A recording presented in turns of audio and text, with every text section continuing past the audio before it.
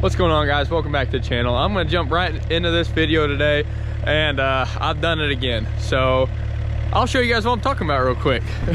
This is our skid steer that we just got, and I buried it on the second day that it was here, the second time ever using it. My buddy Carter's in there. He's gonna help me get this thing out. I had to go get the tractor so we could hopefully get it out. But yeah, sucker sunk right in there. I mean,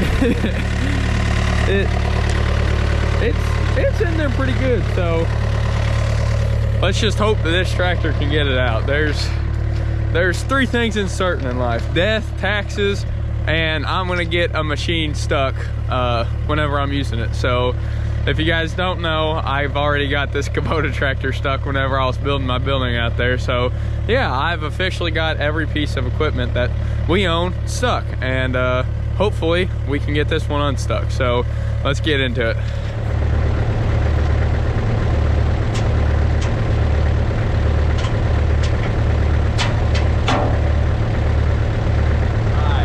Give it a shot.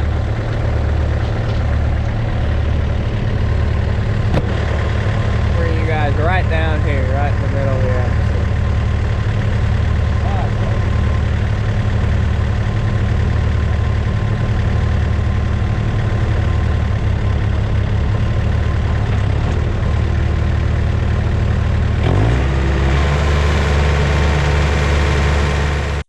You guys are going to see me stand here talking to him for a little while. This machine has foot controls, for those of you that do not know. So he also hasn't ran much equipment, so that's why you're also going to see him kind of give me a little love tap with it. But huge thanks to him for helping me pull it out.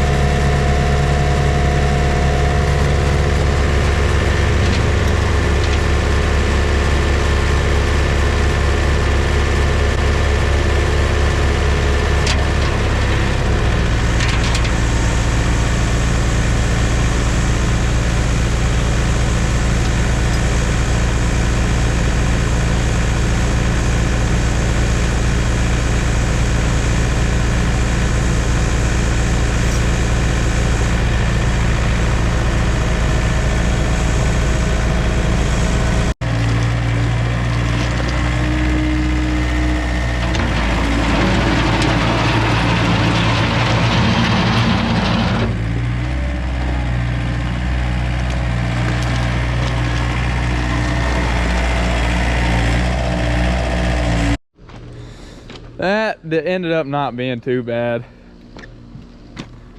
What I gotta get used to, this thing does not have very much ground clearance at all. So as soon as I sink down low enough to where my belly is on the ground, pretty much screwed from there. So, but yeah, I mean, here you can see I started hitting, and once you get that far in, you ain't gonna get anywhere. So yeah, note to self, that gets stuck a lot easier than the tractor. Well, thanks Carter a lot for helping me out. I appreciate it. And it's the tractor. This is just gonna be the first part. I need to wash her off now, but I'm not sure this second part of this video, but that's gonna wrap it up for getting this skid steer unstuck. Today we're gonna be moving around some logs, and whenever we bought this thing, it came with a bucket, a set of forks, and then also a little cutting edge with teeth on it that bolts to the bucket. So this is the pallet forks that it came with, and they're just quick attaches to bolt onto a bucket. You see them a lot on tractors and stuff like that, or I did at least. I don't have a whole lot of experience with stuff like this, but just from a quick telltale, I'm gonna have to be a little bit careful. I don't know how much this machine can lift, but I'm gonna be a little bit mindful about how much weight I put on this, because I mean, it can't be real easy on the bucket as far as just being pinned there, because these pallet forks are pretty dang long. I feel like I can get quite a bit of leverage out here and be hard on my machine. So I'm not going to be out here lifting a ton of stuff with it. I mean, I am going to be moving around some logs, but if I notice anything or feel like I'm hard on the machine, I'm just going to call it quits. But I just kind of want to test it out, run the machine a little bit. Eventually, this does have a quick connect right here. We have to weld this back on, but this one works. Everything functions. So eventually I'd love to make these things permanent and put them on a quick connect, so then we don't have to do this and we can really put a lot more weight on them without having to worry about tearing up our bucket. So I got these forks a little bit wide. I might go ahead and widen them out, just depending on the logs, the size of logs that I'm doing. But so far this is gonna be good. I'll set you guys up. We'll run back there, and it has been raining a little bit, but I kind of walked around. I don't think I'll get hung up, but there's always a chance. Those of you that have been around the channel, you guys know I like getting stuff stuck. So hopefully we can go move some logs and not get hung up today.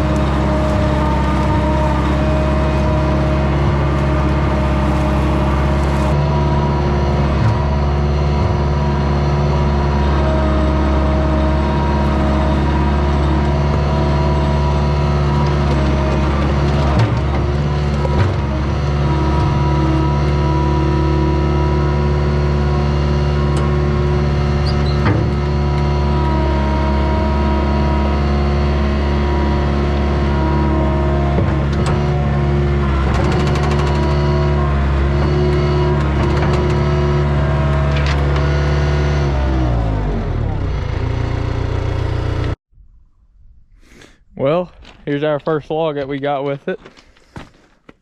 Decent size log. We are gonna cut this thing up and use it for firewood next season, but this thing did great. I mean, I know that these wheeled machines, like I said, it ran a couple days ago, but I really thought it might get stuck, but it did really good on that one. So we'll go grab the rest of these, and then hopefully I might stop if our path back there gets too rutted up, because I don't want to get that stuck and I don't want to tear up the ground too bad. So what I might do, I might bring a chainsaw, because this log was just, I mean, I'm sure you guys could tell it was hitting limbs on both sides of the path. So if I could get it about 3 or 4 foot shorter, you know, or maybe I might end up cutting them all in half if they're all this long. But I'll bring back a tape measure with me, and I just know that this is the maximum size that I can get back there.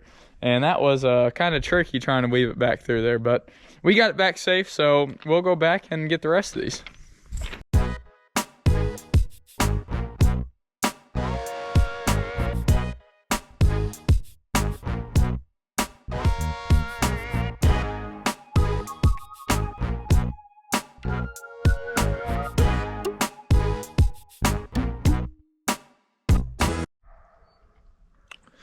Alright guys, I decided to call it quits after that second log. I'm sure you guys saw it fell off, and it was right there. I probably should have cut it, but I figured that I could get it back up, and it started getting really messy whenever I was pulling the logs back up. So instead of rutting up that trail real bad and having to fix and deal with that later, I'm just gonna call it quits. And I guess hopefully here within the next couple weeks it kind of dries up, so then we can get the rest of that firewood out of there. But I hope you guys enjoyed this video of the forks hauling them logs back, and also me getting stuck. And I'll see you guys on the next one.